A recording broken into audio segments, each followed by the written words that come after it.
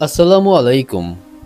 সুপ্রিয় দর্শক শ্রোতা, আজ আপনাদের জন্য থাকছে হজরত আদম আলাইহিসসালামের পূর্ণাঙ্গ জীবন কাহিনী। আশা করছি পুরো আয়োজনে আমাদের সাথে থাকবেন। বিশ্ব ইতিহাসে প্রথম মানুষ ও প্রথম নবী হিসেবে আল্লাহ পাক আদমকে নিজ দুহাত দ্বারা সরাসরি সৃষ্টি করেন। মাটির সকল উপাদানের সার নির্যাস একত্রিত করে আঠালো ও পোড়ামাটির ন্যায় শুষ্ক মাটির তৈরি সুন্দরতম অবয়বে রূহ ফুঁকে দিয়ে আল্লাহ আদমকে সৃষ্টি করেছেন। অতঃপর আদমের পাঁজর থেকে তার স্ত্রী হাওয়াকে সৃষ্টি করেন। আর এ কারণেই স্ত্রী জাতি স্বভাবতভাবেই পুরুষ জাতির অনুগামী ও পরস্পরের প্রতি আকৃষ্ট। অতঃপর স্বামী স্ত্রীর মাধ্যমে যুগ যুগ ধরে একই নিয়মে মানব বংশ বৃদ্ধির দ্বারা অব্যাহত রয়েছে। কুরআনের বর্ণনা অনুযায়ী প্রথম দিন থেকেই মানুষ পূর্ণ চেতনা ও জ্ঞানসম্পন্ন সভ্য মানুষ হিসেবেই যাত্রারম্ভ করেছে এবং আজও সেভাবেই তা অব্যাহত রয়েছে। অতএব গুহা মানব, বন্য মানব, আদিম মানব ইত্যাদি বলে অসভ্য যুগ থেকে সভ্য যুগে মানুষের উত্তরণ ঘটেছে বলে কিছু কিছু ঐতিহাসিক যেসব কথা শুনিয়ে থাকেন তা অলীক কল্পনা ব্যতীত কিছুই নয়। সূচনা থেকে এ যাবৎ এই দীর্ঘ পথ পরিক্রমায় মানুষ কখনোই মানুষ ব্যতীত অন্য কিছু ছিল না। মানুষ বানর বা উল্লুকের পরিবর্তিত রূপ বলে ঊনবিংশ শতাব্দীতে এসে চার্লস ডারউইন যে বিবর্তনবাদ পেশ করেছেন তা বর্তমানে একটি মৃত মতবাদ মাত্র এবং তা প্রায় সকল বিজ্ঞানী কর্তৃক প্রত্যাখ্যাত হয়েছে। প্রথম মানুষ আদি পিতা আদম আলাইহিসসালামকে আল্লাহ সর্ববিষয়ের জ্ঞান ও যোগ্যতা দান করেন এবং বিশ্বে আল্লাহর খেলাফত পরিচালনার মর্যাদায় অভিষিক্ত করেন। সাথে সাথে সকল সৃষ্ট বস্তুকে করে দেন মানুষের অনুগত ও সবকিছুর উপরে দেন মানুষের শ্রেষ্ঠত্ব। আর সে কারণেই জিন ফেরেশতা সবাইকে মানুষের মর্যাদার প্রতি সম্মান প্রদর্শনের জন্য আদমকে সিজদা করার আদেশ দেন। সবাই সে নির্দেশ মেনে নিয়েছিল, কিন্তু ইবলীস অহংকার বশে সে নির্দেশ অমান্য করায় চিরকালের মতো অভিশপ্ত হয়ে যায়। অথচ সে ছিল বড় আলেম ও ইবাদতগুজার। সে কারণে জিন জাতির হওয়া সত্ত্বেও সে ফেরেশতাদের সঙ্গে বসবাস করার অনুমতি পেয়েছিল এবং তাদের নেতা হয়েছিল। কিন্তু আদমের উচ্চ মর্যাদা দেখে সে ঈর্ষাকাতর হয়ে পড়ে। ফলে অহংকার বশে আদমকে সিজদা না করায় এবং আল্লাহ ভীতি না থাকায় সে আল্লাহর গজবে পতিত হয়। একজন জনৈক আরবি কবি বলেন, যদি তাকওয়াবিহীন ইলমের কোনো মর্যাদা থাকত তবে ইবলীস আল্লাহর সৃষ্টিকুলের সেরা বলে গণ্য হতো। ইবলীসকে আল্লাহ মানুষের জন্য পরীক্ষা স্বরূপ সৃষ্টি করেন এবং কিয়ামত পর্যন্ত তার হায়াত দীর্ঘ করে দেন। মানুষকে আল্লাহর পথ থেকে বিচ্যুত করার জন্য ও তাকে ধোঁকা দেওয়াই শয়তানের একমাত্র কাজ। সে মানুষকে বলে কুফরি করো, কিন্তু যখন সে কুফরি করে তখন শয়তান বলে আমি তোমার থেকে মুক্ত, আমি বিশ্বপ্রভু আল্লাহকে ভয় করি। অন্যদিকে যুগে যুগে নবী রাসূল ও কিতাব পাঠিয়ে আল্লাহ মানুষকে সত্য পথ প্রদর্শনের ব্যবস্থা অব্যাহত রাখেন। আদম থেকে শুরু করে শেষ নবী মুহাম্মদ সাল্লাল্লাহু আলাইহি ওয়াসাল্লাম পর্যন্ত 1,24,000 পয়গম্বর দুনিয়াতে এসেছেন এবং বর্তমানে সর্বশেষ ইলাহি গ্রন্থ পবিত্র কুরআনের ধারক ও বাহক মুসলিম উলামায়ে কেরাম শেষ নবীর ওয়ারিস হিসেবে আল্লাহর প্রেরিত ওহির বিধানসমূহ বিশ্বব্যাপী ছড়িয়ে দেবার দায়িত্ব পালন করে যাচ্ছেন। পৃথিবীর চূড়ান্ত ধ্বংস তথা কিয়ামতের অব্যবহিত কাল পূর্ব পর্যন্ত এই নিয়ম জারি থাকবে। শেষ নবীর ভবিষ্যদ্বাণী অনুযায়ী পৃথিবীর এমন কোনো বস্তি ও ঝুপড়ি ঘরও থাকবে না যেখানে আল্লাহ ইসলামের বাণী পৌঁছে দেবেন না। এতদা সত্ত্বেও অবশেষে পৃথিবীতে যখন আল্লাহ বলার মতো কোনো লোক থাকবে না, অর্থাৎ প্রকৃত তাওহীদের অনুসারী কোনো মুসলিম বাকি থাকবে না, তখন আল্লাহর হুকুমে প্রলয় ঘনিয়ে আসবে এবং কিয়ামত সংঘটিত হবে। মানুষের দেহগুলি সব মৃত্যুর পরে মাটিতে মিশে যাবে, কিন্তু রুহগুলি স্ব ভালো বা মন্দ আমল অনুযায়ী ইল্লিন অথবা সিজ্জিনে অবস্থান করবে যা কিয়ামতের পরপরই আল্লাহর হুকুমে স্ব দেহে পুনঃপ্রবেশ করবে এবং চূড়ান্ত হিসাব নিকাশের জন্য সকল মানুষ সশরীরে সৃষ্টিকর্তা আল্লাহর দরবারে নীত হবে। মানুষের ঠিকানা হলো তিনটি। এক, দারুদ দুনিয়া, অর্থাৎ যেখানে আমরা এখন বসবাস করছি। দুই, দারুল বরজখ, অর্থাৎ মৃত্যুর পরে কবরের জগৎ। তিন, দারুল কারার, অর্থাৎ কিয়ামতের দিন শেষ বিচার শেষে জান্নাত বা জাহান্নামের চিরস্থায়ী ঠিকানা। অতএব পৃথিবী হলো মানুষের জন্য সাময়িক পরীক্ষাগার মাত্র। জান্নাত থেকে নেমে আসা মানুষ এই পরীক্ষাস্থলে পরীক্ষা শেষে সুন্দর ফল লাভে পুনরায় জান্নাতে ফিরে যাবে, অথবা ব্যর্থকাম হয়ে জাহান্নামে নিক্ষিপ্ত হবে। অতঃপর সেখানেই হবে তাদের সর্বশেষ যাত্রাবিরতি এবং সেটাই হবে তাদের চূড়ান্ত ও চিরস্থায়ী ঠিকানা। আল্লাহ বলেন, মাটি থেকেই আমি তোমাদের সৃষ্টি করেছি, ওই মাটিতেই তোমাদের ফিরিয়ে নেব। অতঃপর ওই মাটি থেকেই আমি তোমাদেরকে পুনরায় বের করে আনব। অতঃপর বিচার শেষে কাফেরদেরকে হাঁকিয়ে নেওয়া হবে জাহান্নামের দিকে এবং মুত্তাকিদের নেওয়া হবে জান্নাতে। এভাবেই সেদিন জালেম তার প্রাপ্য শাস্তি ভোগ করবে এবং মজলুম তার যথাযথ প্রতিদান পেয়ে ধন্য হবে। সেদিন কারোর প্রতি কোনরূপ অবিচার করা হবে না। মহান আল্লাহ তাআলা একদা ফেরেশতাদের ডেকে বললেন, আমি পৃথিবীতে খলিফা অর্থাৎ প্রতিনিধি সৃষ্টি করতে চাই, বলো এ বিষয়ে তোমাদের বক্তব্য কি? তারা সম্ভবত ইতিপূর্বে সৃষ্ট জিনজাতির তিক্ত অভিজ্ঞতার আলোকে বলল, হে আল্লাহ, আপনি কি পৃথিবীতে এমন কাউকে আবাদ করতে চান যারা গিয়ে সেখানে ফাসাদ সৃষ্টি করবে ও রক্তপাত ঘটাবে? অথচ আমরা সর্বদা আপনার হুকুম পালনে এবং আপনার গুণগান ও পবিত্রতা বর্ণনায় রত আছি। এখানে ফেরেশতাদের উক্ত বক্তব্য আপত্তির জন্য ছিল না, বরং জানার জন্য ছিল। আল্লাহ বললেন, আমি যা জানি তোমরা তা জানো না। অর্থাৎ আল্লাহ চান এ পৃথিবীতে এমন একটা সৃষ্টির আবাদ করতে যারা হবে জ্ঞান ও ইচ্ছাশক্তি সম্পন্ন এবং নিজস্ব বিচার বুদ্ধি ও চিন্তা গবেষণা সহকারে স্বেচ্ছায় সজ্ঞানে আল্লাহর বিধানসমূহের আনুগত্য করবে ও তার ইবাদত করবে। ফেরেশতাদের মতো কেবল হুকুম তালিমকারী জাতি নয়।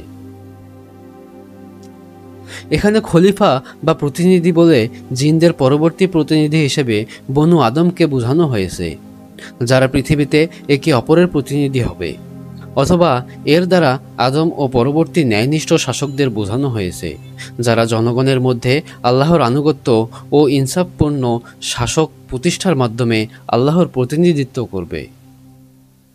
কেননা ফাসাদ সৃষ্টিকারী ও অন্যায় রক্তপাতকারী ব্যক্তিরা আল্লাহর প্রতিনিধি নয়। তবে প্রথম ব্যাখ্যায় অগ্রগণ্য, যা ফেরেশতাদের জবাবে প্রতীয়মান হয় যে এমন প্রতিনিধি আপনি সৃষ্টি করবেন যারা পূর্ববর্তী জিন জাতির মতো পৃথিবীতে গিয়ে ফাসাদ ও রক্তপাত ঘটাবে। বস্তুত জিন জাতির উপর কিয়াস করেই তারা এরূপ কথা বলে থাকতে পারে। অতঃপর মহান আল্লাহ তাআলা আদমকে সবকিছুর নাম শিক্ষা দিলেন। সবকিছুর নাম বলতে পৃথিবীর সূচনা থেকে লয় পর্যন্ত ছোট বড় সকল সৃষ্ট বস্তুর ইলম ও তা ব্যবহারের যোগ্যতা তাকে দিয়ে দেওয়া হলো, যা দিয়ে সৃষ্ট বস্তুসমূহকে আদম ও বনু আদম নিজেদের অনুগত করতে পারে এবং তা থেকে ফায়দা হাসিল করতে পারে। যদিও আল্লাহর অসীম জ্ঞানরাশির সাথে মানবজাতির সম্মিলিত জ্ঞানের তুলনা মহাসাগরের অথই জলরাশির বুক থেকে পাখির ছো মারা এক ফোঁটা পানির সমতুল্য মাত্র। বলা চলে যে আদমকে দেওয়া সেই যোগ্যতা ও জ্ঞান ভাণ্ডার যুগে যুগে তার জ্ঞানী ও বিজ্ঞানী সন্তানদের মাধ্যমে বিতরিত হচ্ছে ও তার দ্বারা জগৎ সংসার উপকৃত হচ্ছে। আদমকে সবকিছুর নাম শিক্ষা দেওয়ার পর শ্রেষ্ঠত্ব প্রমাণের জন্য আল্লাহ তাকে ফেরেশতাদের সম্মুখে পেশ করলেন। আল্লাহ চেয়েছিলেন জিন ও ফেরেশতা উভয় সম্প্রদায়ের উপরে আদমের শ্রেষ্ঠত্ব প্রমাণিত হোক, এবং বাস্তবে সেটাই হলো। আর দুনিয়াতে জিনদের ইতিপূর্বেকার উৎপাত ও অনাচার সম্বন্ধে ফেরেশতারা আগে থেকেই অবহিত ছিল। সে কারণে তারা মানুষ সম্বন্ধেও একইরূপ ধারণা পোষণ করেছিল এবং প্রশ্নের জবাবে নেতিবাচক উত্তর দিয়েছিল। উল্লেখ্য যে আল্লাহ জিন জাতিকে আগেই সৃষ্টি করেন গনগনে আগুন থেকে, কিন্তু তারা অবাধ্যতার চূড়ান্ত করে। আদমকে ফেরেশতাদের সম্মুখে পেশ করার পর আল্লাহ ফেরেশতাদেরকে ওইসব বস্তুর নাম জিজ্ঞেস করলেন, কিন্তু সঙ্গত কারণেই তারা তা বলতে পারল না। তখন আল্লাহ আদমকে নির্দেশ দিলেন এবং তিনি সবকিছুর নাম বলে দিলেন। ফলে ফেরেশতারা অকপটে তাদের পরাজয় মেনে নিল এবং আল্লাহর মহত্ব ও পবিত্রতা ঘোষণা করে বলল, হে আল্লাহ, আপনি আমাদেরকে যতটুকু শিখিয়েছেন তার বাইরে আমাদের কোনো জ্ঞান নেই। নিশ্চয়ই আপনি সর্বজ্ঞ ও দূরদৃষ্টিময়। অতঃপর আল্লাহ তাদের সবাইকে আদমের সম্মুখে সম্মানের সিজদা করতে বললেন। সবাই সিজদা করল, ইবলিস ব্যতীত। সে অস্বীকার করল ও অহংকারে স্ফীত হয়ে প্রত্যাখ্যান করল। ফলে সে কাফিরদের অন্তর্ভুক্ত হল। ইবলিস ওই সময় নিজের পক্ষে যুক্তি পেশ করে বলল, আমি ওর চাইতে উত্তম, কেননা আপনি আমাকে আগুন দ্বারা সৃষ্টি করেছেন আর ওকে সৃষ্টি করেছেন মাটি দিয়ে। আল্লাহ বললেন, তুই বের হয়ে যা, তুই অভিশপ্ত, তোর উপরে আমার অভিশাপ রইল পুনরুত্থান দিবস পর্যন্ত। আদমকে সৃষ্টি করার আগেই আল্লাহ ফেরেশতাদেরকে আদমের প্রতি সিজদা করার কথা বলে দিয়েছিলেন। তাছাড়া কুরআনের বর্ণনাসমূহ থেকে একথা স্পষ্ট হয় যে আদমকে সিজদা করার জন্য আল্লাহর নির্দেশ ব্যক্তি আদম হিসেবে ছিল না, বরং ভবিষ্যৎ মানব জাতির প্রতিনিধিত্বকারী হিসাবে তার প্রতি সম্মান জানানোর জন্য জিন ও ফেরেশতাদের সিজদা করতে বলা হয়েছিল। এই সিজদা কখনোই আদমের প্রতি ইবাদত পর্যায়ের ছিল না, বরং তা ছিল মানবজাতির প্রতি আনুগত্য প্রদর্শন ও তাদেরকে সকল কাজের সহায়তা করার প্রতিশ্রুতি দানের প্রতীকী ও সম্মানসূচক সিজদা মাত্র। ওদিকে কাফিরদের অন্তর্ভুক্ত হলেও ইবলিস কিন্তু আল্লাহকে সৃষ্টিকর্তা ও পালনকর্তা হিসেবে অস্বীকার করেননি, বরং আল্লাহ যখন তাকে অভিসম্পাত করে জান্নাত থেকে চিরদিনের মতো বিতাড়িত করলেন, তখন সে আল্লাহকে রব হিসেবেই সম্বোধন করে প্রার্থনা করলেন, হে আমার প্রভু, আমাকে আপনি কিয়ামত পর্যন্ত অবকাশ দিন। আল্লাহ তার প্রার্থনা মঞ্জুর করলেন। অতঃপর সে বলল, হে আমার পালনকর্তা, আপনি যেমন আমাকে পথভ্রষ্ট করেছেন, আমিও তেমনি তাদের সবাইকে পৃথিবীতে নানারূপ সৌন্দর্যে প্রলুব্ধ করব এবং তাদেরকে পথভ্রষ্ট করে দেব, তবে যারা আপনার একনিষ্ঠ বান্দা তাদের ব্যতীত। আল্লাহ তাকে বললেন, তুমি নেমে যাও এবং এখান থেকে বেরিয়ে যাও, তুমি নিচুতমদের অন্তর্ভুক্ত, এখানে তোমার অহংকার করার অধিকার নেই। উল্লেখ্য যে ইবলিস জান্নাত থেকে বহিষ্কৃত হলেও মানুষের রগ রেশায় ঢুকে ধোঁকা দেওয়ার ও বিভ্রান্ত করার ক্ষমতা আল্লাহ তাকে দিয়েছিলেন, আর এটা ছিল মানুষের পরীক্ষার জন্য। শয়তানের ধোঁকার বিরুদ্ধে জিততে পারলেই মানুষ তার শ্রেষ্ঠত্বের মর্যাদা অক্ষুণ্ণ রাখতে পারবে এবং আখেরাতে জান্নাত লাভে ধন্য হবে, নইলে ইহকাল ও পরকালে ব্যর্থকাম হবে। মানুষের প্রতি ফেরেশতাদের সিজদা করা ও ইবলিসের সিজদা না করার মধ্যে ইঙ্গিত রয়েছে এ বিষয়ে যে মানুষ যেন প্রতি পদে পদে শয়তানের ব্যাপারে সতর্ক থাকে এবং আল্লাহর প্রতি আনুগত্যের মাধ্যমে নিজের শ্রেষ্ঠত্বের মর্যাদা অক্ষুণ্ণ রাখে। আদমের 5টি শ্রেষ্ঠত্ব: 1. আল্লাহ তাকে নিজ দুহাতে সৃষ্টি করেছেন। 2. আল্লাহ নিজে তার মধ্যে রূহ ফুঁকে দিয়েছেন। 3. আল্লাহ তাকে সকল বস্তুর নাম শিক্ষা দিয়েছেন। 4. তাকে সিজদা করার জন্য আল্লাহ ফেরেশতাদের নির্দেশ দিয়েছিলেন। 5. আদম একাই মাত্র মাটি থেকে সৃষ্ট, বাকি সবাই পিতামাতার মাধ্যমে সৃষ্ট। ইবলিসের অভিশপ্ত হওয়ার কারণ ছিল তার কিয়াস। সে আল্লাহর আদেশের বিরুদ্ধে যুক্তি পেশ করে বলেছিল, আমি আদমের চাইতে উত্তম, কেননা আপনি আমাকে আগুন দিয়ে সৃষ্টি করেছেন এবং তাকে সৃষ্টি করেছেন মাটি দিয়ে। সিজদা অনুষ্ঠানের পর আল্লাহ আদমের জুড়ি হিসেবে তার অবয়ব হতে একাংশ নিয়ে, অর্থাৎ তার পাঁজর হতে তার স্ত্রী হাওয়াকে সৃষ্টি করলেন।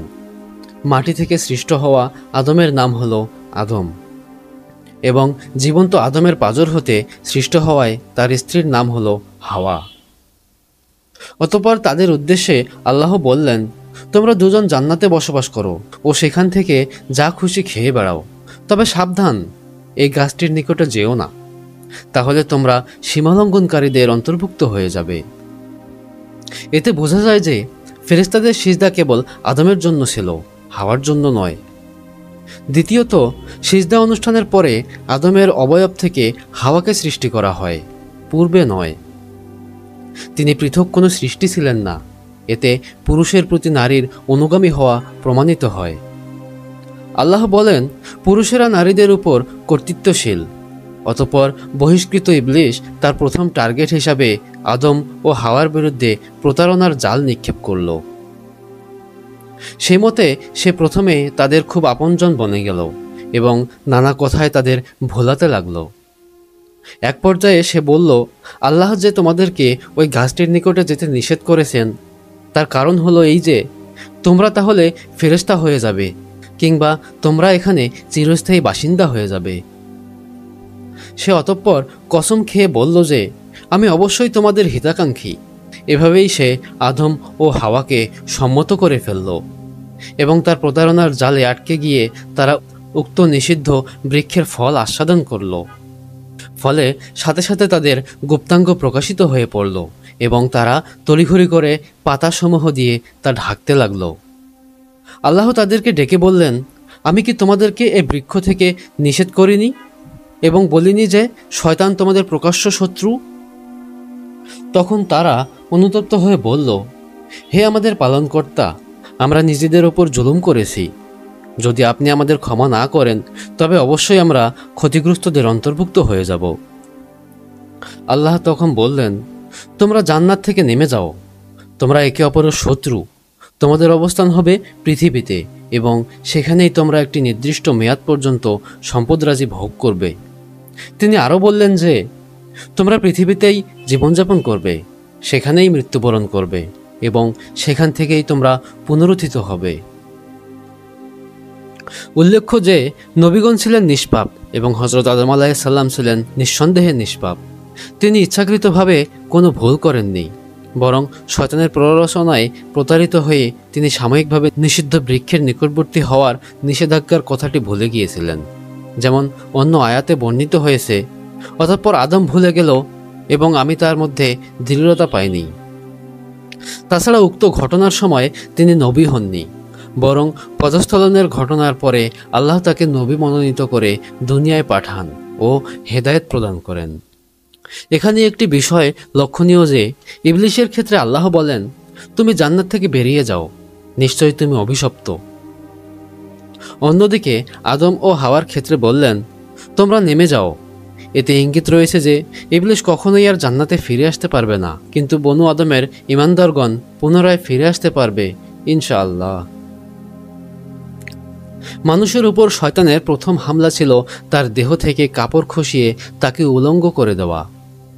আজও পৃথিবীতে শয়তানের পদাঙ্ক অনুযায়ী ও ইবলিশের শিখণ্ডীদের প্রথম কাজ হল তথাকথিত ক্ষমতায়ন ও লিঙ্গ সমতার নামে নারীকে উলঙ্গ করে ঘরের বাইরে আনা ও তার সৌন্দর্য উপভোগ করা। অথচ পৃথিবীর বিগত সভ্যতাগুলি ধ্বংস হয়েছে মূলত নারী ও মদের সহজলভ্যতার কারণেই। অতএব সভ্য, ভদ্র ও আল্লাহ ভীরু বান্দাদের নিকটে ইমানের পর সর্বপ্রথম ফরজ হল স্ব লজ্জাস্থান আবৃত রাখা ও ইজ্জত আবরুর হেফাজত করা। অনন্য ফরজ সবই এর পরে।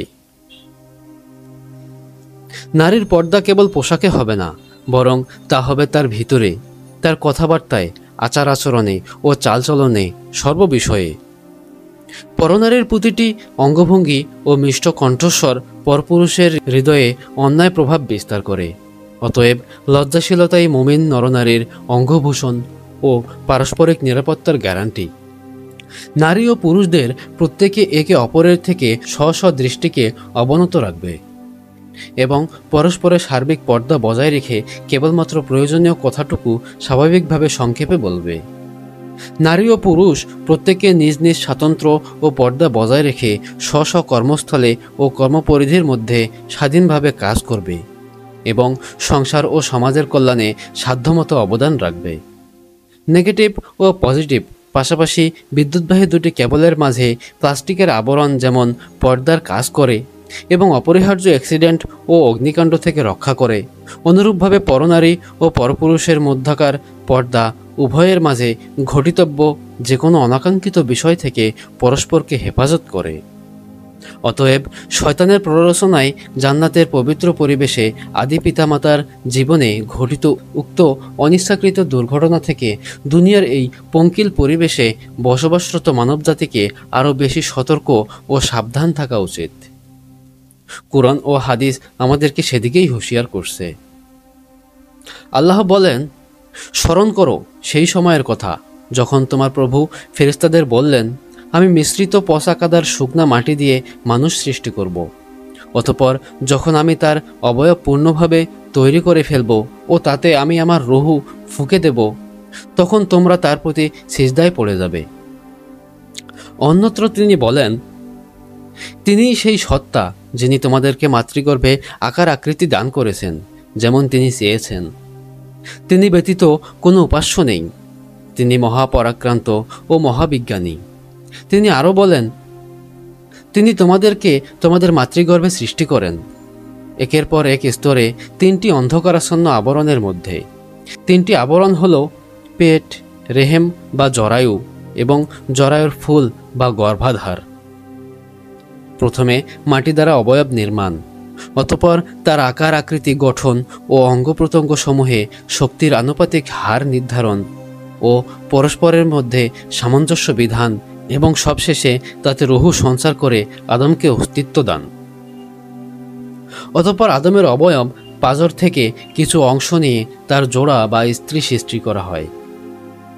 সৃষ্টির সূচনা পর্বের এই কাজগুলি আল্লাহ সরাসরি নিজ হাতেই করেছেন। অতঃপর এই পুরুষ ও নারী স্বামী স্ত্রী হিসেবে বসবাস করে প্রথম যে যমজ সন্তান জন্ম দেয় তারাই হলো মানুষের মাধ্যমে সৃষ্ট পৃথিবীর প্রথম মানব যুগল। তারপর থেকে এ যাবৎ স্বামী স্ত্রীর মিলনে মানুষের বংশবৃদ্ধি অব্যাহত রয়েছে। শুধু মানুষ নয়, উদ্ভিদরাজি, জীবজন্তু ও প্রাণীকুলের সৃষ্টি হয়েছে মাটি থেকেই, আর মাটি সৃষ্টি হয়েছে পানি থেকে। পানিই হলো সকল জীবন্ত বস্তুর মূল। মৃত্তিকাজাত সকল প্রাণীর জীবনের প্রথম ও মূল একক হচ্ছে প্রোটোপ্লাজম, যাকে বলা হয় আদি প্রাণসত্তা। এ থেকেই সকল প্রাণী সৃষ্টি হয়েছে। এজন্য বিজ্ঞানী মরিস বুকাইলি একে বম্বশেল বলে অভিহিত করেছেন।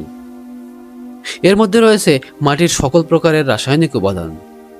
মানুষের জীবন বীজে প্রচুর পরিমাণে 4টি উপাদান পাওয়া যায়: অক্সিজেন, নাইট্রোজেন, কার্বন ও হাইড্রোজেন। আর 8টি পাওয়া যায় সাধারণভাবে সমপরিমাণে। সেগুলি হলো magnesium, sodium, potassium, calcium, phosphorus, chlorine, sulphur ও আয়রন। আরও 8টি পদার্থ পাওয়া যায় স্বল্প পরিমাণে। তা হলো silicon, molybdenum, fluorine, cobalt, manganese, iodine, copper ও জিঙ্ক। কিন্তু এইসব উপাদান সংমিশ্রিত করে জীবনের কণা তথা প্রোটোপ্লাজম তৈরি করা সম্ভব নয়। জনৈক বিজ্ঞানী দীর্ঘ 15 বছর ধরে এসব মৌল উপাদান সংমিশ্রিত করতে চেষ্টা করেছেন, কিন্তু ব্যর্থ হয়েছেন এবং তাতে কোনো জীবনের কণা পরিলক্ষিত হয়নি। এই সংমিশ্রণ ও তাতে জীবন সঞ্চার আল্লাহ ব্যতীত কারোর পক্ষে সম্ভব নয়। বিজ্ঞান এক্ষেত্রে মাথা নত করতে বাধ্য হয়েছে। প্রথম পর্যায়ে মাটি থেকে সরাসরি আদমকে, অতঃপর আদম থেকে তার স্ত্রী হাওয়াকে সৃষ্টি করার পরবর্তী পর্যায়ে আল্লাহ আদম সন্তানদের মাধ্যমে বনু আদমের বংশবৃদ্ধির ব্যবস্থা করেছেন। এখানেও রয়েছে 7টি স্তর, যেমন মৃত্তিকার সারাংশ তথা প্রোটোপ্লাজম, বীর্য বা শুক্রকীট, জমাট রক্ত, মাংসপিণ্ড, অস্থিমজ্জা, অস্থি পরিবেষ্টনকারী মাংস এবং সবশেষে রুহু সঞ্চারণ। স্বামীর শুক্রকীট স্ত্রীর জরায়ুতে রক্ষিত ডিম্বকোষে প্রবেশ করার পর উভয়ের সংমিশ্রিত বীর্যে সন্তান জন্মগ্রহণ করে। উল্লেখ্য যে পুরুষের একবার নির্গত লম্ফমান বীর্যে লক্ষ কোটি শুক্রাণু থাকে। আল্লাহর হুকুমে তন্মধ্যকার একটি মাত্র শুক্রকীট স্ত্রীর জরায়ুতে প্রবেশ করে। এই শুক্রকীট পুরুষ ক্রোমোজোম ওয়াই অথবা স্ত্রী ক্রোমোজোম এক্স হয়ে থাকে।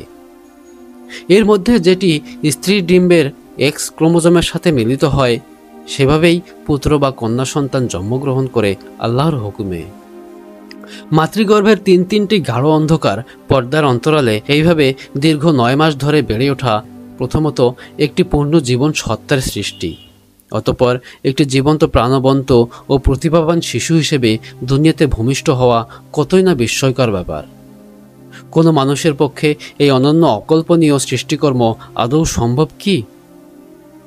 মাতৃগর্ভের ওই অন্ধকার গৃহে মানব শিশু সৃষ্টির সেই মহান কারিগর কে?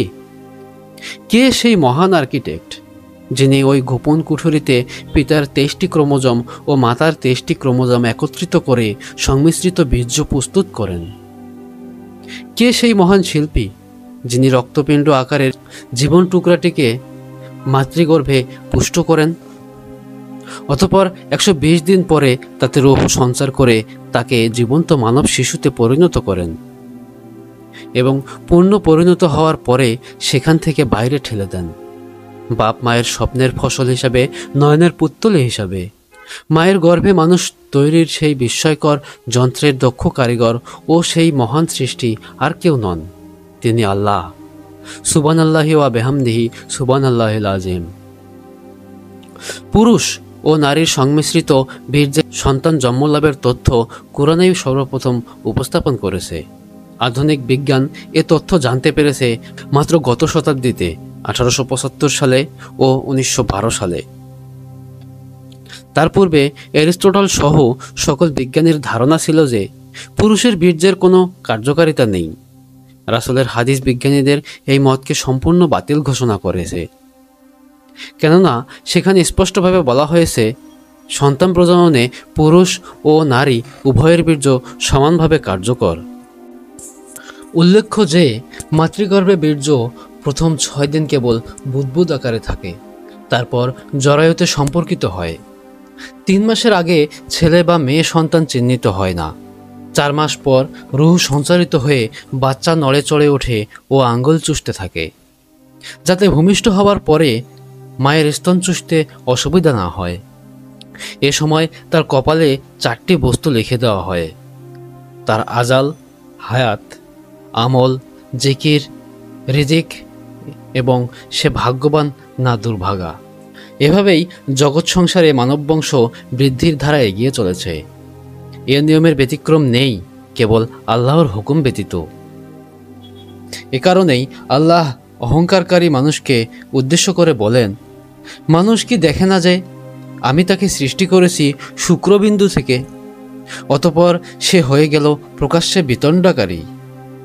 সে আমার সম্পর্কে নানারূপ দৃষ্টান্ত বর্ণনা করে, অথচ সে নিজের সৃষ্টি সম্পর্কে ভুলে যায় আর বলে যে কে জীবিত করবে এসব হাড়গোড় সমূহকে যখন সেগুলো পচে গলে যাবে। হযরত আব্দুল্লাহ ইবনে আব্বাস রাদিয়াল্লাহু তাআলা আনহু থেকে সহিহ সনদে ইমাম আহমদ, নাসাই ও হাকিম রহমতুল্লাহ আলাই বর্ণনা করেন যে, আমি কি তোমাদের প্রভু নই?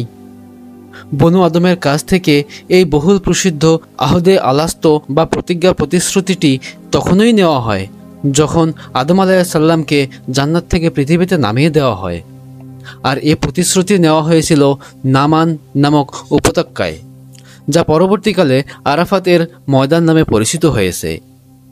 এর দ্বারা একটি বিষয় প্রমাণিত হয় যে জান্নাত ও জাহান্নামের অবস্থান পৃথিবীর বাইরে অন্যত্র এবং তা সৃষ্ট অবস্থায় তখনও ছিল, এখনও আছে। আধুনিক বিজ্ঞানে পৃথিবী ও সৌরলোকের বাইরে বহুদূরে অগণিত সৌরলোকের সন্ধান দিয়ে কুরআন ও হাদিসের তথ্যকেই সপ্রমাণ করে দিচ্ছে। আদম ও হাওয়াকে আসমানে অবস্থিত জান্নাত থেকে নামিয়ে দুনিয়ায় কোথায় রাখা হয়েছিল সে বিষয়ে মতভেদ রয়েছে। যেমন বলা হয়েছে আদমকে স্মরণদ্বীপে শ্রীলঙ্কা ও হাওয়াকে জেদ্দায় সৌদি আরব এবং ইবলিশকে বসরায় ইরাক ও ইবলাসের জান্নাতে ঢোকার কথিত বাহন সাপকে ইস্পাহানে ইরান নামিয়ে দেওয়া হয়েছিল। কেউ বলেছেন আদমকে মক্কার সাফা পাহাড়ে এবং হাওয়াকে মারোয়া পাহাড়ে নামানো হয়েছিল।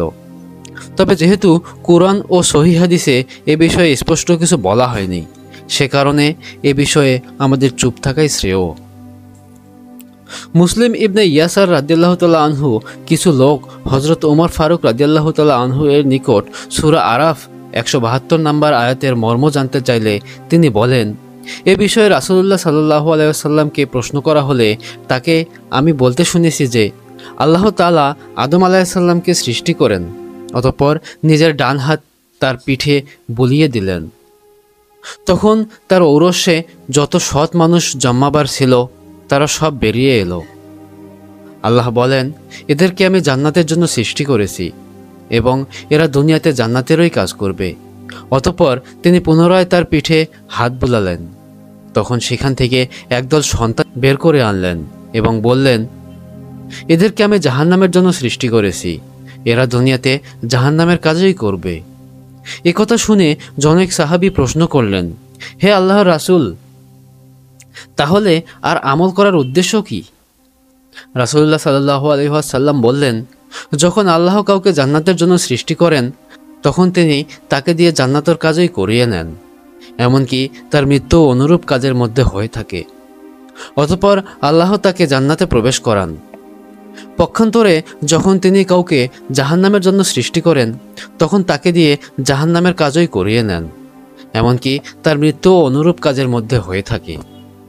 অতঃপর আল্লাহ তাকে জাহান্নামে প্রবেশ করান। আবু দারদা রাদিয়াল্লাহু তাআলা আনহু হতে বর্ণিত হয়েছে যে রাসূলুল্লাহ সাল্লাল্লাহু আলাইহি ওয়াসাল্লাম বলেন, ডান মুষ্টির লোকগুলো ছিল সুন্দর চকচকে ক্ষুদ্র পিপীলিকা দলের ন্যায়, আর বাম মুষ্টির ক্ষুদ্র লোকগুলো ছিল কালো কয়লার ন্যায়। উল্লেখ্য যে কুরআনে বলা হয়েছে বনু আদমের পৃষ্ঠদেশ থেকে, অন্যদিকে হাদিসে বলা হয়েছে আদমের পৃষ্ঠদেশ থেকে। মূলত উভয়ের মধ্যে কোনো বৈপরীত্য নেই। আদম যেহেতু বনু আদমের মূল এবং আদি পিতা, সেহেতু তার পৃষ্ঠদেশ বলা আর বনু আদমের পৃষ্ঠদেশ বলা একই কথা। তাছাড়া আদমের দেহের প্রতিটি লোমকূপ থেকে অসংখ্য বনু আদমকে বের করে এনে উপস্থিত করানো আল্লাহর জন্য বিচিত্র কিছুই নয়। মানুষ যেহেতু তার ভাগ্য সম্পর্কে জানে না, সেহেতু তাকে সর্বদা জান্নাত লাভের আশায় উক্ত পথেই কাজ করে যেতে হবে। সাধ্যমতো চেষ্টা সত্ত্বেও ব্যর্থ হলে বুঝতে হবে যে ওটাই তার তাকদিরের লেখন ছিল। বান্দাকে ভালো ও মন্দ দুটি করারই স্বাধীন এখতিয়ার দেওয়া হয়েছে, আর এই ইচ্ছাশক্তি প্রয়োগের স্বাধীনতার কারণেই বনু আদম আল্লাহর সেরা সৃষ্টির মর্যাদায় অভিষিক্ত হয়েছে, আর এ কারণেই তাকে তার ভালো মন্দ কাজের পরিণতি ভোগ করতে হবে। এখানে আদমের ঔরস বলতে আদম ও তার ভবিষ্যৎ সন্তানদের ঔরস বোঝানো হয়েছে।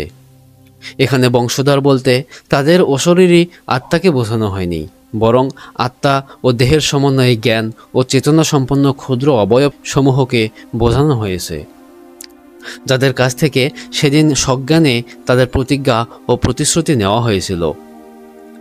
আর এটা আল্লাহর জন্য খুবই সহজ। আজকের বিজ্ঞান একটা ক্ষুদ্রাতি ক্ষুদ্র অণুর ভিতরে গোটা সৌরমণ্ডলীয় ব্যবস্থা সম্পর্কে পরীক্ষা নিরীক্ষা চালাচ্ছে। ফিল্মের মাধ্যমে একটি বিরাটাকায় বস্তুকে একটি ছোট্ট বিন্দুর আয়তনে দেখানো হয়েছে। কাজেই আল্লাহ তাআলা যদি উক্ত অঙ্গীকার অনুষ্ঠানে সকল আদম সন্তানকে জ্ঞান বুদ্ধি সম্পন্ন করে ক্ষুদ্রাতি ক্ষুদ্র দেহে অণুবিন্দুতে অস্তিত্ব দান করে থাকেন, তবে তাতে আশ্চর্য হবার কিছু নেই। তাছাড়া জ্ঞান সম্পন্ন না হলে এবং বিষয়টি তাদের অনুধাবনে ও উপলব্ধিতে না আসলে এ ধরনের প্রতিশ্রুতি গ্রহণের ও অঙ্গীকার ঘোষণার কোনো গুরুত্ব থাকে না। প্রশ্ন হতে পারে যে সৃষ্টির সূচনায় গৃহীত এই প্রতিজ্ঞা ও প্রতিশ্রুতির কথা পরবর্তীতে মানুষের ভুলে যাওয়াটাই স্বাভাবিক। তাহলে এ ধরনের প্রতিশ্রুতির গ্রহণের ফলাফলটা কি? এর জবাব এই যে আদি পিতামাতা আদম হাওয়ার রক্ত ও মানসিকতার প্রভাব যেমন যুগে যুগে দেশে দেশে সকল ভাষা ও বর্ণের মানুষের মধ্যে সমভাবে পরিদৃষ্ট হয়, তেমনিভাবে সেদিনে গৃহীত তাওহীদের স্বীকৃতি ও প্রতিশ্রুতির প্রভাব সকল মানুষের মধ্যেই কম বেশি বিদ্যমান রয়েছে। মানুষের অস্তিত্বই মানুষকে তার সৃষ্টিকর্তার সন্ধান দেয় ও বিপন্ন অবস্থায় তার কাছে আশ্রয় গ্রহণের জন্য তার হৃদয় ব্যাকুল হয়ে ওঠে। তাই তো দেখা গেছে বিশ্ব ইতিহাসে নিষ্ঠুরতম শাসক ও আল্লাহদ্রোহী ফেরাউন ডুবে মরার সময় চিৎকার দিয়ে আল্লাহর উপরে তার বিশ্বাস ঘোষণা করেছিল। মক্কা মদিনার কাফের মুশরিকরা শেষ নবীর সাথে শত্রুতা পোষণ করলেও কখনো আল্লাহকে অস্বীকার করেনি। আধুনিক বিশ্বের নাস্তিক সেরা স্ট্যালিনকে পর্যন্ত শেষ নিঃশ্বাস ত্যাগের পূর্ব মুহূর্তে ওহ মাই গড বলে চিৎকার করে উঠতে শোনা গেছে। প্রকৃতপক্ষে সৃষ্টির সূচনা লগ্নে গৃহীত উক্ত স্বীকারোক্তি প্রত্যেকটি মানুষের হৃদয়ে আল্লাহর অস্তিত্বের প্রতি বিশ্বাসের বীজ বপন করে দিয়েছে। তাই তার বিকাশ কোনো শিরকি বা ভ্রান্ত পদ্ধতিতে হোক বা নবীদের দেখানো সঠিক তৌহিদে পদ্ধতিতে হোক। এ কথাটাই হাদিসে এসেছে এভাবে যে প্রত্যেক মানব শিশুই ফিতরাতের উপরে জন্মগ্রহণ করে, অতঃপর তার পিতামাতা তাকে ইহুদি নাসারা বা মজুসি অগ্নি উপাসক বানায়।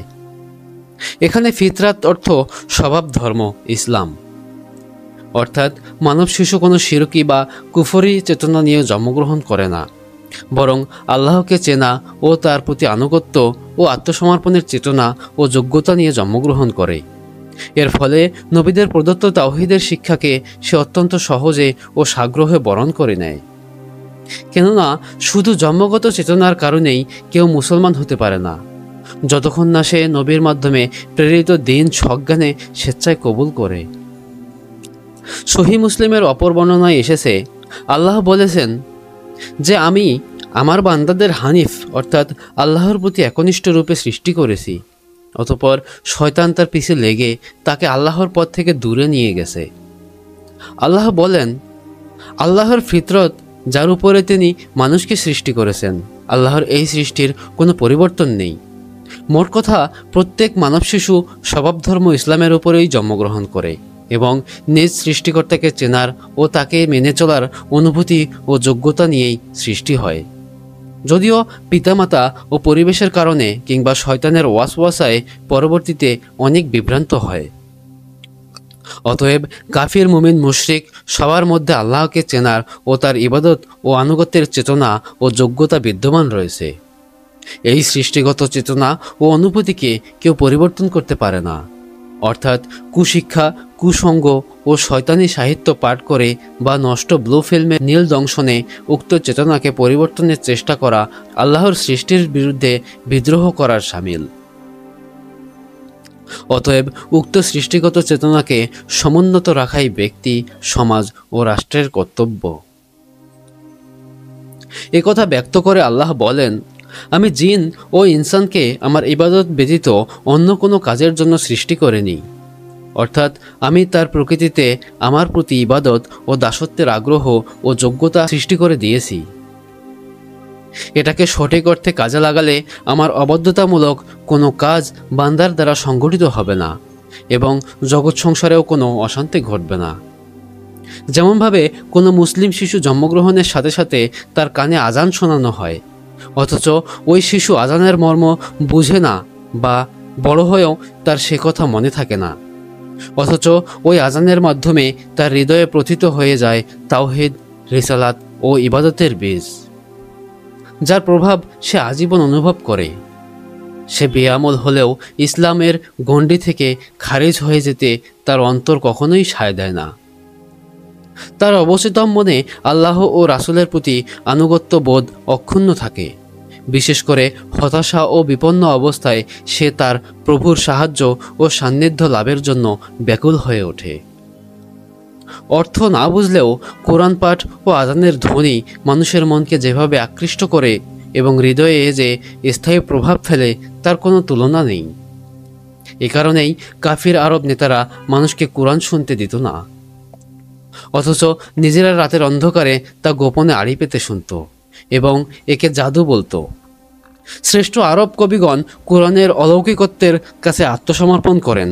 এমনকি অন্যতম শ্রেষ্ঠ আরবি কবি লাবিদ বিন রাবিয়া কোরআন শোনার পর কাব্যচর্চা পরিত্যাগ করেন। গত শতাব্দীর শুরুতে তুরস্কে ওসমানীয় খেলাফত উৎখাত করে কামাল পাশা ধর্মনিরপেক্ষতা প্রতিষ্ঠা করেন এবং মসজিদসমূহে আরবি আজান বন্ধ করে তুর্কি ভাষায় আজান দেওয়ার নির্দেশ জারি করেন। কিন্তু তাতে আরবি আজানের প্রতি মানুষের হৃদয়াবেগ আরও বৃদ্ধি পায়। ফলে গণবিদ্রোহ দেখা দিলে তিনি উক্ত আদেশ বাতিল করতে বাধ্য হন। আধুনিক বিজ্ঞানও প্রমাণ করে দিয়েছে যে শব্দ মানব মনে ব্যাপক প্রভাব বিস্তার করে। তাই আল্লাহ প্রেরিত আজানের ধ্বনি সদ্যপ্রসূত শিশুর কচি মনে আজীবনের জন্য সুদূর প্রসারী স্থায়ী প্রভাব বিস্তার করবে, এটাই স্বাভাবিক। অতএব সৃষ্টির সূচনাকালের গৃহীত আহলে আলাস্ত বা আল্লাহর প্রতি ইবাদত ও আনুগত্যের প্রতিজ্ঞা ও প্রতিশ্রুতি মানব মনে জীবনব্যাপী স্থায়ী প্রভাব বিস্তার করে থাকে, যার কথা বারবার বান্দাকে স্মরণ করিয়ে দিতে হয় এবং যার বিরোধিতা করা আত্মপ্রবঞ্চনা করার শামিল। আল্লাহ বলেন, আমি পৃথিবীতে আবাদ করার আগেভাগে তোমাদের অঙ্গীকার এজন্যই নিয়েছি যাতে তোমরা কিয়ামতের দিন একথা বলতে না পারো যে তাওহীদ ও ইবাদতের এ বিষয়টি আমাদের জানা ছিল না, অথবা একথা বলতে না পারো যে শিরকের প্রথা তো আমাদের পূর্বে আমাদের বাপদাদারা চালু করেছিল, আমরা হলাম তাদের পরবর্তী বংশধর। তাহলে সেই বাতিলপন্থীরা যে কাজ করেছে তার জন্য কি আপনি আমাদের ধ্বংস করবেন?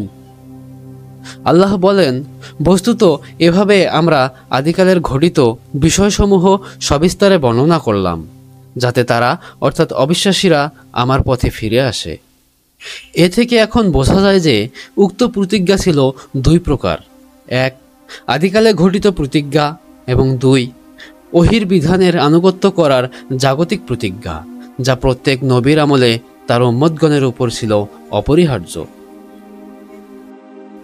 আশরাফুল মাখলুকাত বা সেরা সৃষ্টি হিসাবে আল্লাহ আদম ও বনু আদমকে সৃষ্টি করেন। এ বিষয়ে আল্লাহ বলেন, আমি বনু আদমকে উচ্চ সম্মানিত করেছি, তাদেরকে স্থল ও জলপথে বহন করে নিয়েছি, তাদেরকে পবিত্র বস্তুসমূহ হতে খাদ্য দান করেছি এবং আমি বহু সৃষ্টির উপরে তাদেরকে উচ্চ মর্যাদা প্রদান করেছি। এখানে প্রথমে হাফেজ শামসুদ্দিন জাহাবি রহমতুল্লাহ আলাইহি কিতাবে বলেন, মানুষের দুনিয়াবী জীবনে প্রয়োজনীয় সর্বপ্রকার শিল্পকর্ম ওহির মাধ্যমে কোনো না কোনো নবীর হাতে শুরু হয়েছে, অতঃপর যুগে যুগে তার উন্নতি ও উৎকর্ষ সাধিত হয়েছে। সর্বপ্রথম আদম আলাইহিস সালামের উপরে যেসব ওহী নাজিল করা হয়েছিল তার অধিকাংশই ছিল ভূমি আবাদ করা, কৃষিকার্য ও শিল্প সংক্রান্ত। যাতায়াত ও পরিবহনের জন্য চাকা চালিত গাড়ি সর্বপ্রথম আদম আলাইহিস সালাম আবিষ্কার করেন। কালের বিবর্তনে নানাবিধ মডেলের গাড়ি এখন চালু হয়েছে, কিন্তু সব গাড়ির ভিত্তি হলো চাকার উপরে। বলা চলে যে সভ্যতা এগিয়ে চলেছে চাকার উপরে ভিত্তি করে, অতঃপর যিনি প্রথম এটা চালু করেন তিনিই বড় আবিষ্কারক। আর তিনি ছিলেন আমাদের আদি পিতা, প্রথম মানুষ ও প্রথম নবী হযরত আদম আলাইহিস সালাম, যা তিনি ওহির মাধ্যমে প্রাপ্ত হয়েছিলেন।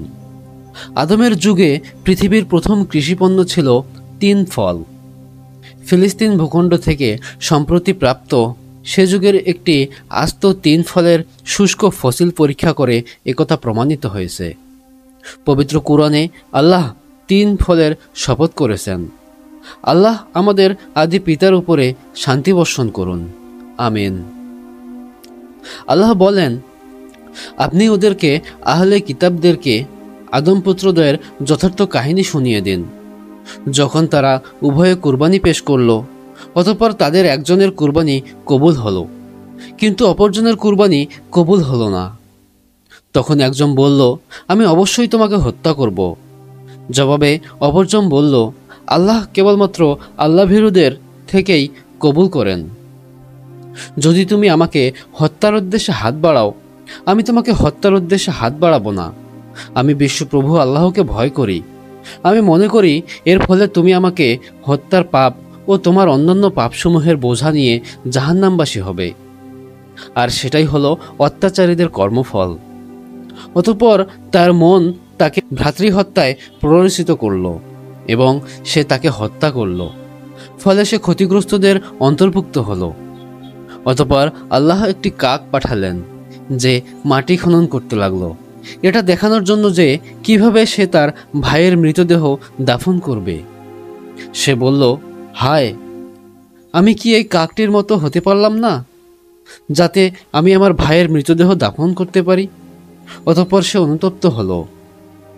আবদুল্লাহ ইবনে আমর ও আবদুল্লাহ ইবনে আব্বাস রাদিয়াল্লাহু তাআলা আনহু থেকে মওকুফ সূত্রে যা যা বর্ণিত হয়েছে এবং হাফেজ ইবনু কাসির যাকে পূর্ববর্তী ও পরবর্তী একাধিক বিদ্বানগণের মশহুর বক্তব্য বলে স্বীয় তাফসিরে ও তারিখে উল্লেখ করেছেন, সে অনুযায়ী আদম পুত্রদ্বয়ের নাম ছিল হাবিল ও কাবিল। এবং কাবিল ছিল আদমের প্রথম সন্তান ও সবার বড়, এবং হাবিল ছিল তার ছোট। হাবিল ও কাবিলের হত্যাকাণ্ডের বিষয়ে কুরআন যা বলেছে তা এই যে, দুই ভাই আল্লাহর নামে কোরবানি করেছিল, কিন্তু আল্লাহ একজনের কোরবানি কবুল করেন, অন্যজনেরটা করেননি। তাতে ক্ষেপে গিয়ে একজন অন্যজনকে হত্যা করে। উল্লেখ্য যে সে যুগে কোরবানি কবুল হওয়ার নিদর্শন ছিল এই যে, আসমান থেকে একটি আগুন এসে কোরবানি নিয়ে অন্তর্হিত হয়ে যেত। যে কোরবানিকে উক্ত অগ্নি গ্রহণ করত না, সে কোরবানিকে প্রত্যাখ্যাত মনে করা হতো।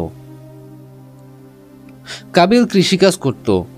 সে কার্পণ্য বসে কিছু নিকৃষ্ট প্রকারের শস্য, গম ইত্যাদি কোরবানির জন্য পেশ করল। হাবিল পশুপালন করত। সে আল্লাহর মহব্বতে তার উৎকৃষ্ট দুম্বাটি কুরবানি করল।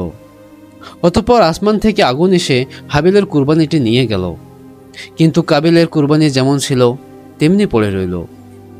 এতে কাবিল ক্ষুব্ধ হল এবং হাবিলকে বলল, আমি অবশ্যই তোমাকে হত্যা করব। হাবিল তখন তাকে উপদেশ দিয়ে মার্জিত ভাষায় বলল, নিশ্চয়ই আল্লাহ তাকওয়াশীল বান্দাদের থেকে কুরবানি কবুল করে থাকেন। এক্ষণে যদি তুমি আমাকে হত্যা করতে উদ্যত হও, তবে আমি তোমাকে পাল্টা হত্যা করতে উদ্যত হব না, কেননা আমি বিশ্ব চরাচরের পালনকর্তা আল্লাহকে ভয় করি। ইবনু আব্বাস রাদিয়াল্লাহু তাআলা আনহু বলেন, হাবিলের কুরবানি দেওয়া দুম্বাটি পরবর্তীতে ইব্রাহিম আলাইহিস সালাম কর্তৃক ইসমাইলকে কুরবানির বিনিময় হিসেবে জান্নাত থেকে পাঠানো হয়। আহলে কিতাব এর মধ্যে যুগ যুগ ধরে প্রসিদ্ধি আছে যে হত্যাকাণ্ডের স্থলটি ছিল উত্তর দামেস্কে কাসিউন পাহাড়ের একটি গুহায়, যা আজও রক্ত গুহা নামে খ্যাত, যদিও এর কোনো চিহ্নিত ভিত্তি নেই। কুরতুবী বলেন, কাবিল স্রেফ হিংসাবশে হাবিলকে হত্যা করেছিল। সে চায়নি যে ছোট ভাই হাবিল তার চাইতে উত্তম ব্যক্তি হিসেবে সমাজে প্রশংসিত হোক। ইবনু কাসির বলেন, ইতিপূর্বে মায়েদা 20 হতে 26 আয়াত পর্যন্ত 7টি আয়াতে মুসার প্রতি বনু ইসরায়েলের অবাধ্যতা এবং তার শাস্তিস্বরূপ তিহ প্রান্তরে তাদের দীর্ঘ 40 বছরের বন্দিত্ব বরণের লাঞ্ছনাকর ইতিহাস শোনানোর পর মদিনার ইহুদিদেরকে আদম পুত্রদের পারস্পরিক হিংসার মর্মান্তিক পরিণামের কথা শোনানো হয়েছে, এ কারণে যে তারা যেন স্রেফ হিংসাবশে শেষ নবী মুহাম্মদ সাল্লাল্লাহু আলাইহি ওয়াসাল্লামের অবাধ্যতা না করে এবং কোরআনকে অস্বীকার না করে। কেননা তারা শেষ নবীকে চিনলেও তাকে মানেনি, স্রেফ এই হিংসার কারণে যে ইসরায়েল বংশে তার জন্ম না হয়ে ইসমাইল বংশে জন্ম হয়েছিল। এই জ্ঞাতি হিংসা ইহুদিদেরকে মুসলমানদের চিরশত্রুতে পরিণত করেছে। একইভাবে কেবলমাত্র হিংসার কারণেই কাবিল তার সহোদর ছোট ভাই হাবিলকে খুন করেছিল এবং পৃথিবীতে প্রথম হত্যাকাণ্ড সংঘটিত হয়েছিল। কেবল ইহুদি নাসারা নয়, যুগে যুগে ইসলাম বিদেশী সকলের অবস্থা প্রায় একই রূপ। আজকের বিশ্বের অশুভ শক্তি বলয় সর্বত্র ইসলামের ও ইসলামের নবীর বিরুদ্ধে যেভাবে বিষোদাগার করে যাচ্ছে, তা কেবলই সত্যের বিরুদ্ধে মিথ্যার চিরন্তন হিংসার আধুনিক রূপ মাত্র।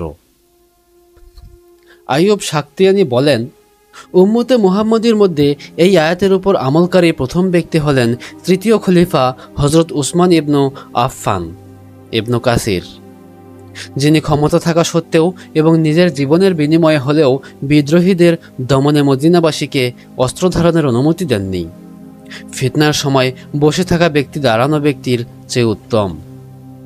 রাসূল সাল্লাল্লাহু আলাইহি সাল্লামের এরূপ নির্দেশনা প্রসঙ্গে হযরত সাদ ইবনে আবি ওয়াক্কাস রাদিয়াল্লাহু তাআলা আনহু বলেন, হে আল্লাহর রাসূল, যখন আমাকে হত্যার জন্য আমার ঘরে ঢুকে কেউ আমার দিকে হাত বাড়াবে, তখন আমি কি করব?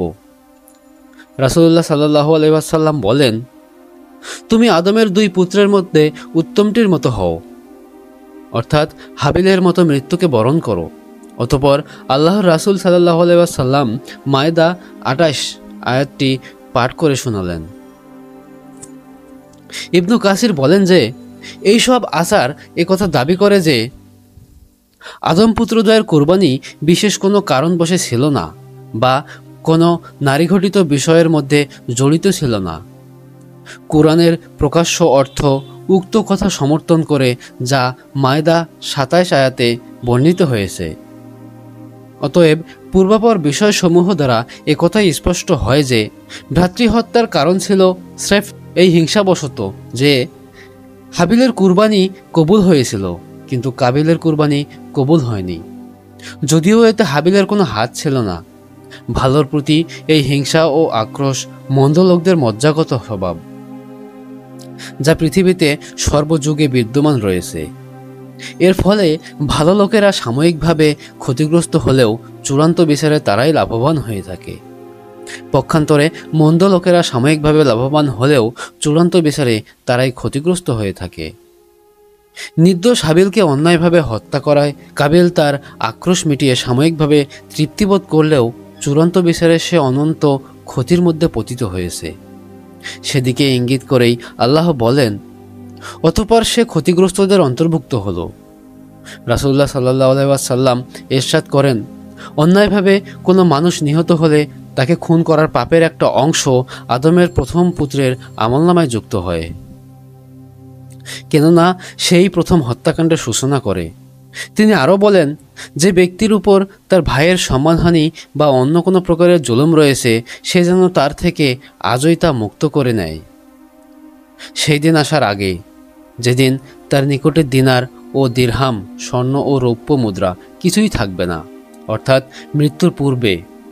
যদি তার নিকট কোনো সৎকর্ম থাকে তবে তার জুলুম পরিমাণ নেকি সেখান থেকে নিয়ে নেওয়া হবে, আর যদি তার কোনো নেকি না থাকে তাহলে মজলুমের পাপসমূহ নিয়ে জালেমের উপর চাপিয়ে দেওয়া হবে। উক্ত মর্মে কুরআনে বর্ণিত হয়েছে, আর তারা অবশ্যই নিজেদের পাপভার বহন করবে ও তার সাথে অন্যদের পাপভার, এবং তারা যেসব মিথ্যারোপ করে সে সম্পর্কে কিয়ামতের দিন অবশ্যই জিজ্ঞাসিত হবে। রাসূলুল্লাহ সাল্লাল্লাহু আলাইহি ওয়াসাল্লাম বলেন, তোমাদের দিনগুলোর মধ্যে সর্বাপেক্ষা উত্তম দিন হলো জুমার দিন। এই দিনেই আদমকে সৃষ্টি করা হয়েছে, এ দিনেই তার মৃত্যু হয়েছে এবং এ দিনেই কিয়ামত সংঘটিত হবে। আদম আলাইহিস সালামকে 1000 বছর বয়স দেওয়া হয়েছিল। রূহের জগতে দাউদ আলাইহিস সালামের সৌন্দর্যে মুগ্ধ হয়ে তিনি নিজের বয়স থেকে 40 বছর তাকে দান করেন। ফলে অবশিষ্ট 960 বছর তিনি জীবিত ছিলেন।